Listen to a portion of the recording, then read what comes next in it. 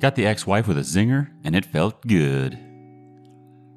So me and daughter are struggling with the fact that my ex-wife has moved them in with her affair partner. I discovered my wife's affair in May of 2021 and confronted her and got the confession in July of 2021.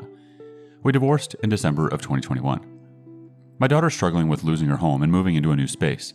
She is also seeing her mother with another man. My ex-wife says she is handling this well as far as she can tell. When I have my daughters, the one who is struggling says things like, "I miss you, Daddy. I want home. I want you here with me. I wish you were here instead. Mommy says she doesn't love you anymore. She loves affair partner now." I'm struggling at the thought of her affair partner just being able to move in and have any role in their lives. I'm also scared I will be replaced. I feel like every day and every visit is a battle to stay in their lives.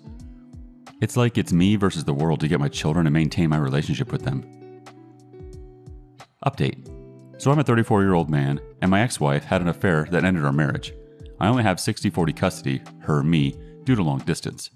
She always makes statements surrounding the kids like, "You're not here. You're not the one who has to deal with it, or them." She also complains about how stressed out she is.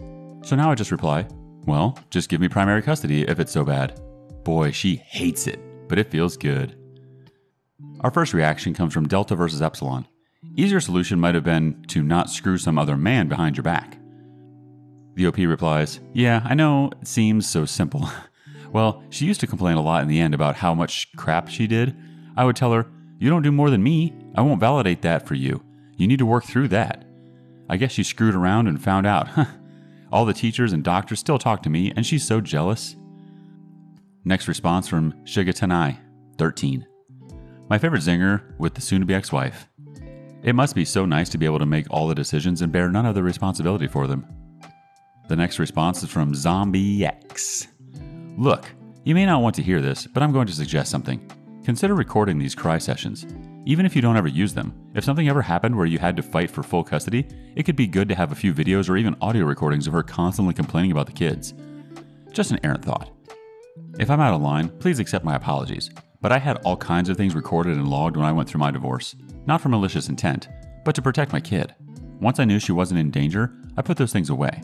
But one more arrow in the quiver is rarely a bad thing. Cheers, friend. Sorry you were cheated on. Hope you find some peace in someone who appreciates you. Best wishes. The OP replies, "This is a really good insight. I will do this. Salud, amigo." Next chime in from Sampa2NYC. You should just insist that you only communicate about the kids and only through a court-approved co-parenting app. They work. They are great at establishing and maintaining boundaries. Content can't be deleted. Access can be given to third parties. Content is logged and timestamped as inadmissible in court. Some even have a tone feature that ensures all communications remain cordial.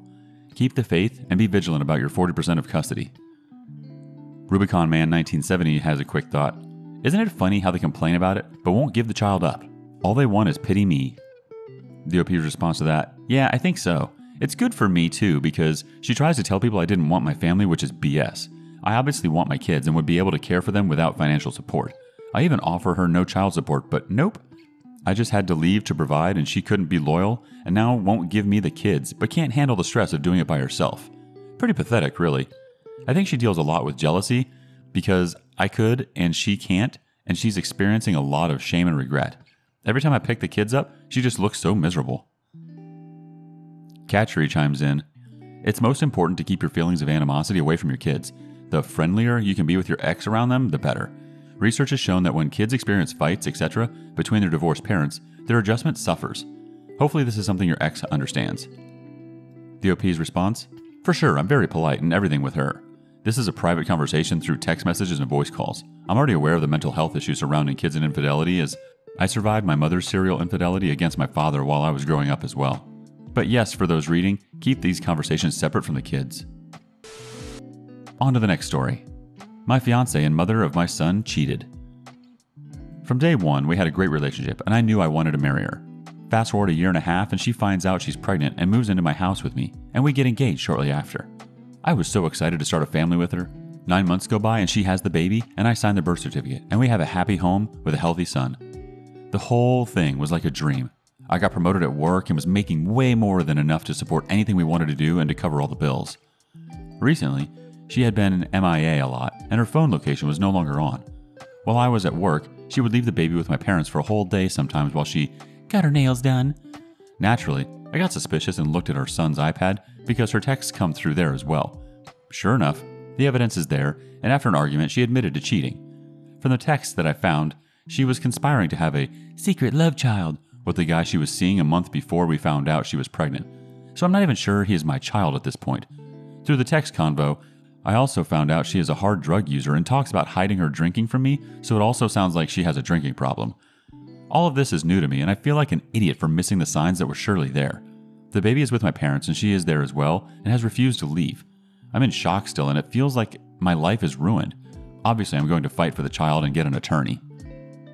The first response from Mauve55. Get a DNA test ASAP. If you are the father, go for full physical and legal custody. If you are not the father, see if you can get off the birth certificate and send her on her way. Also, if he is not yours, make a complaint with CPS about her. Next chime in from Lone Wolf 369963. Save the evidence. Contact lawyer. Get DNA. If the child is yours, then co-parent with her or else cut her off completely. OP responds, evidence is on the iPad, which I bought, and it's not connected to Wi-Fi, so I don't believe she can remotely wipe it. Evidence is secure and now have copies. We'll be getting on the DNA test soon. I would assume the place to start with that would be an at-home test that I send into the lab. The plus side of this is we didn't get married and she is out of the house, but she went to my parents' house to stay because that's where our son was when all of this happened, and from talking to a cop friend, they would send the baby with her if she was forced to leave by my parents, and we would rather know the baby is safe and in a good environment. I've blocked her phone number, which I pay for, because she was texting me nonstop trying to tell me we could work this out. I know drinking won't help anything, and I would never touch drugs. I'm alright mentally, just still in shock that a human could be this manipulative and terrible. One more comment from 02201970A. Lawyer up and get a DNA test ASAP. Those texts show a conspiracy to tag you with another man's child are potentially huge. Change all passwords and protect your income at all costs. On to the next adventure. I wasted 6 years on someone I thought was the one. Long. Story time. Let's start from the beginning. So, for those of you who were online in 2012, you may remember the dating site Meet Me was originally my yearbook. Anyway, a man much older than myself hit me up on there. In the beginning, I knew nothing about him. He was just some guy wanting to hang out. I was 19. Old enough to make my own decisions, but because I'm an introvert, I was extremely hesitant to give my address to this man. He kept asking for it until finally I caved. I lived with my parents at the time and tried to explain to him that I couldn't just have anyone over, much less at night. My parents had me on a tight leash, but that's not relevant here. I give him my address, and that same night he convinces me to sneak him into my bedroom window. Mind you, up until this point, I had never done anything like this before in my life, up to that point. Against my better judgment, and because I can't say no, I agree. He comes over, I let him in. While they're in my room, we pretty much just talk, watch a movie, play a game, innocuous things for the most part, all while trying to be quiet because my parents' bedroom is right across the hall from mine.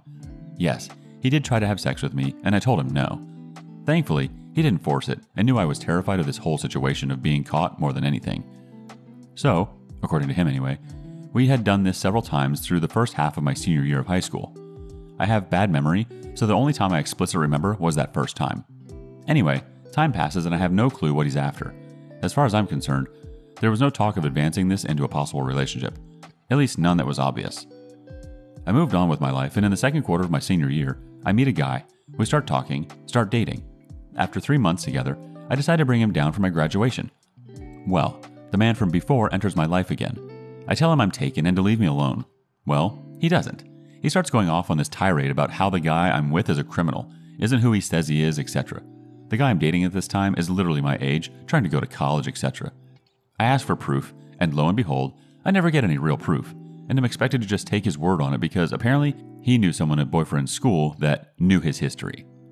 I resisted further communication and ignored any further attempts at communication from him for about 3 years.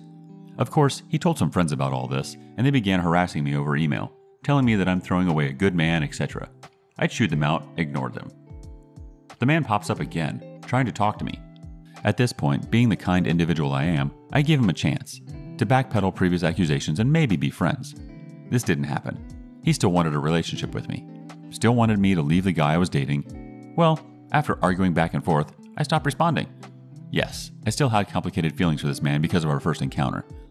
Then, I hear from these friends that he had a bad week, lost a cat, can't remember what else, and that he was mentally breaking and crying over me. Basically, they told me that he was in a mental hospital and that there was a chance I could get him out. Stopped from being moved to a facility in California. Naturally, my feelings for this man bubbled to the surface. I was scared and didn't want him to suffer this fate. All I had to do was make a statement that I'd watch over him, his mental well-being, etc. This was around the time I was going to start attending university in another town, finally leave the nest. My young, stupid heart decided that this was the best thing I could do for myself. I ended things with my boyfriend and essentially started dating this man. Parents didn't approve, which they didn't from the beginning, as the first fiasco had them learning about him being in my life. I'm an adult, didn't need their approval, etc. Went on my way to college. We start dating. I'm happy, learning more about him, and chalked it up to a good choice. The flirting. Eventually, I find out that he's flirting with other girls on Facebook. When I question him, he usually tells me a story about how they're going through this, that, and the other, and he's just trying to raise their confidence. I tell him there are better ways to raise someone's confidence besides calling them hottie. He admits it, and I think nothing of it. Easily forgive him, etc. Well, that wouldn't be the last time I saw messages. Every time, the same story, and every time, I believe him. I put it out of my mind and eventually stopped trying to see his laptop screen. In 2017, I was sexually assaulted. I won't go into that here, and because I was having trouble recalling everything that happened, he almost broke up with me over it. I was already in a very fragile state, and I hear, "If you love me, you'll come take a drive with me." So we drive, out to the mountains. It's late at night. He's furious, and I'm beside myself with despair. I was waiting with bated breath, whether he was going to stay or leave. A deer was caught on our headlights, and the vehicle came to an abrupt stop. He said, "I'm not leaving you." And I burst into tears of relief as we head back to the house. I start therapy, but never really make any progress. Everything goes back to normal after a few months. After a few years of dealing with opposition to this relationship, singing his praises to my closest friends, I decide I'm going to move in with him about a year before I'm set to graduate. That way, I'm saving money. I was already spending my weekends at his place, so it wouldn't be a huge transition. I'm happy to finally be moving on to a new chapter in my life. Well, on top of the flirtatious messages, I discovered that he's going into an adult chat room. Before he tried to tell me it was a gaming site, I've never seen any messages he sent on there. I went digging. It was definitely an adult chat room. I confront him, telling him that this is not a gaming site, it's a chat room, and I'd like him to stop. So he stops. For a while. He tells me someone wanted him to come back, probably thinking I still bought that it was a gaming site. I'm defeated on this front, deciding that he's going to go on it whether I like it or not, and look past it. Aside from all of this, we really did have a pretty good relationship. I figured it wasn't worth it to throw the relationship away over a stupid internet room. I loved him, and we had talks of marriage. In between all of this, the relationship wasn't perfect. He would get mad at me a lot, yelling at me over small things. Every time I cried, and he would apologize, make it better, etc. I thought this was just a normal dynamic, even though those who I told said otherwise. It continued this way for a while, until we packed up and moved for his job. Before moving, up until that point, the district refused to hire him.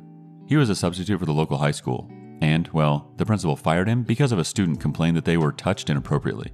According to him, the kid was acting up in class, and he made a loud noise to startle them. Anyway, he gets fired and isn't able to find work for a while.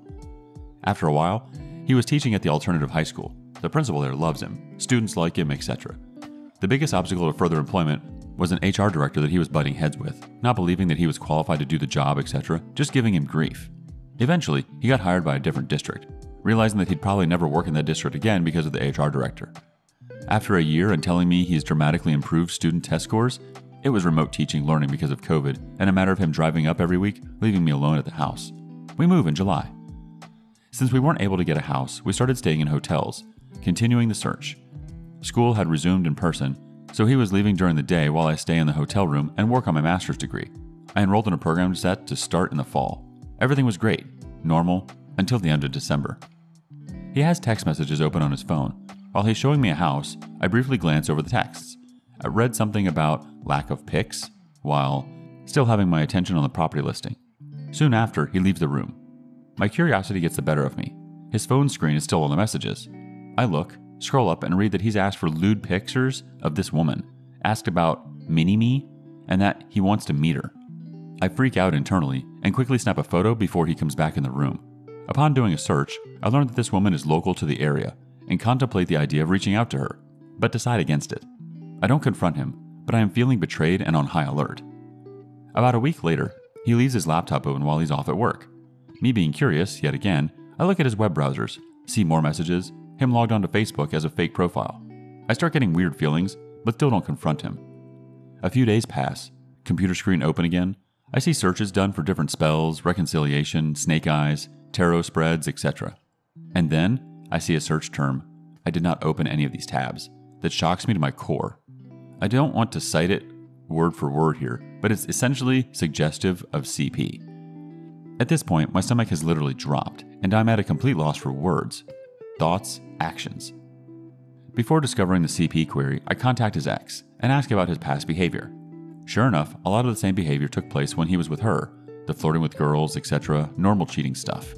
She tells me that he lied about his military service. He's told me he was in the Navy, Special Forces, had special clearance, because she grew up in military.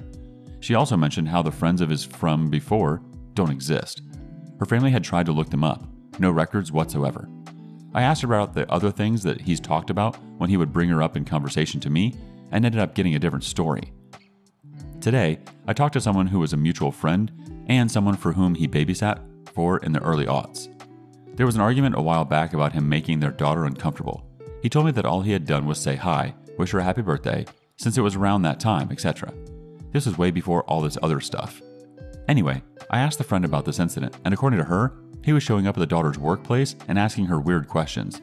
After the third or fourth time of doing this is when the argument started. Apparently, he had also invited the daughter to the dog park. Usually he invites all of them, but this time it was just the daughter. Of course, it never happened. Around this time, we never went into the restaurant where she was working because of wanting to avoid drama, etc.